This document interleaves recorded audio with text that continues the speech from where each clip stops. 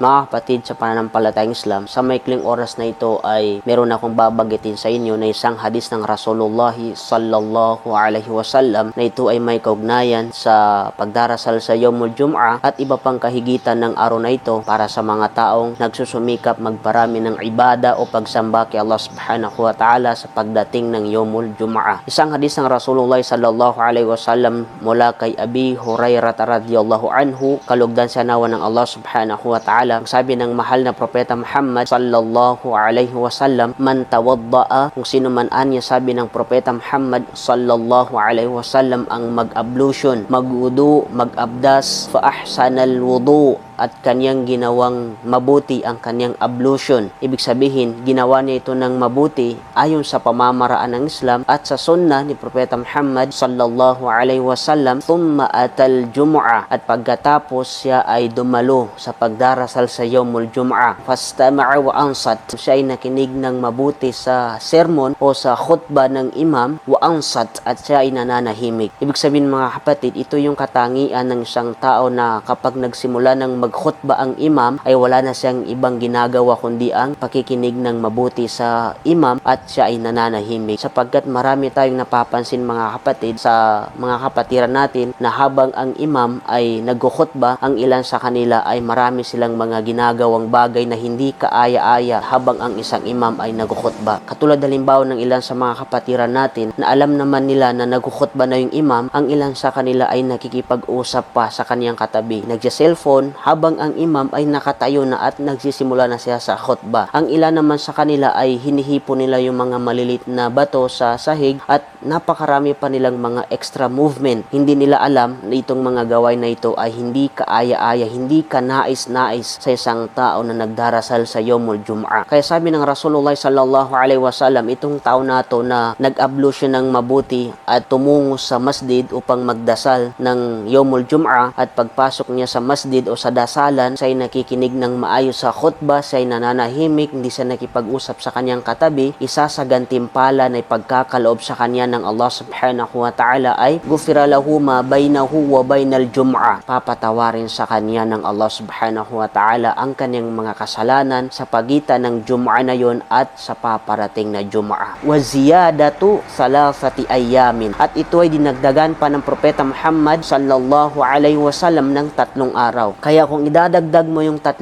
araw doon sa pagitan ng 2 Jum'ah, nangangahulugan na ito ay 10 araw na pagpapatawad sa kasalanan ng isang tao. Bakit dinagdagan ng propeta Muhammad sallallahu alaihi wasallam? Sapagkat ang original na gantimpala ng bawat mabuting gawain natin, bawat hasana ng isang tao, ang katumbas niya kay Allah subhanahu wa ta'ala ay 10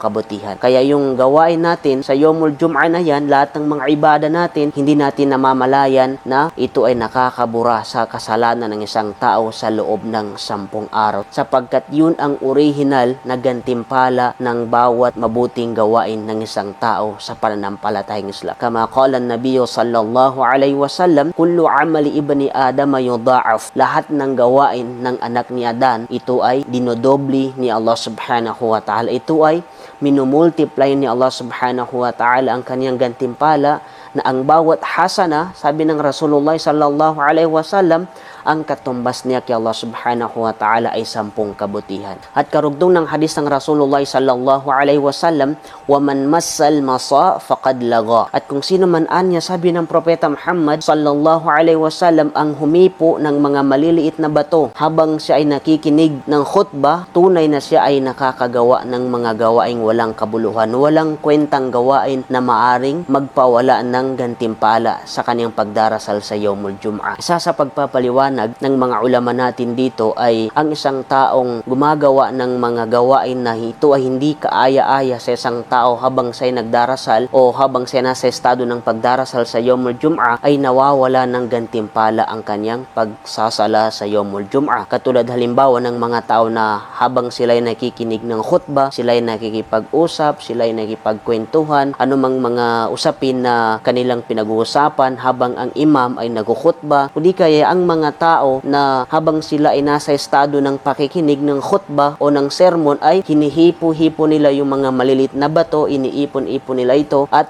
napakarami pa. Meron pang mga iba't ibang mga gawain ng mga tao sa loob ng masjid na hindi nila namamalayan na ito ay maaaring magpawala ng kanilang gantimpala sa pagdarasal sa Yomul Jum'ah na yun.